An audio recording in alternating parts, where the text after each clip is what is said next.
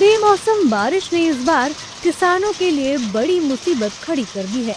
देश के अलग अलग हिस्सों में हो रही लगातार बारिश से रबी की फसलें बुरी तरह प्रभावित हुई हैं। खेतों में खड़ी गेहूं, सरसों और चने की फसलें पानी में गिर चुकी हैं और किसानों की महीनों की मेहनत अब बर्बादी में बदलती नजर आ रही है। किसानों का कहना है कि बारिश के कारण नुकसान इतना ज्यादा है कि इसकी भरपाई करना बेहद मुश्किल होगा। कई किसानों ने खेती के लिए कर्ज लिया था, लेकिन फसल खराब होने के बाद अब उन्हें कर्ज चुकाने की चिंता सता रही है।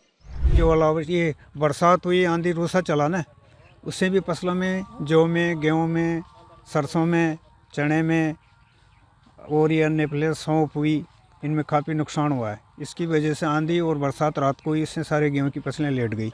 इसलिए इससे 30 से 40% का नुकसान है। 10-12 बीघा का नुकसान हुआ सर। क्या लागत लगी थी आपकी इसमें? इसके 1 लाख के ऊपर हो गई सर। खाद बीज वगैरह सब आया, मोल लाया मैं सर। सोयाबीन नहीं हुई सर, इसलिए सबसे गेहूँ भी मोल लाया सर। न खाद वगैरह का बैग भी भरनी है सर, खाद बीज की।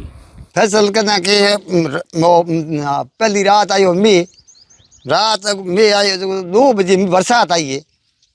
पहले 15 लाख रुपया मिन को लिया उधर भाई सहन लोग ले पर ट्रैक्टर मतलब लोन करा पर फसल की भी बाढ़ की भी जीरो बयो 1-2 घंटों में नष्ट कर दिया। हमें इनमें कहीं रुपये ही नहीं मिलने। हाँ इनमें कहीं मिलने है को पूरा झाड़ काटी सब पूरा सब झाड़ दी, कहीं नहीं है। मदद करे तो सरकार, माई बाप है, गरीब आदमी हो, दवाई वाला आदमी डो जी आप वह सरकार हो तो करे हमारी मदद, हमारी एक हालत है कोई।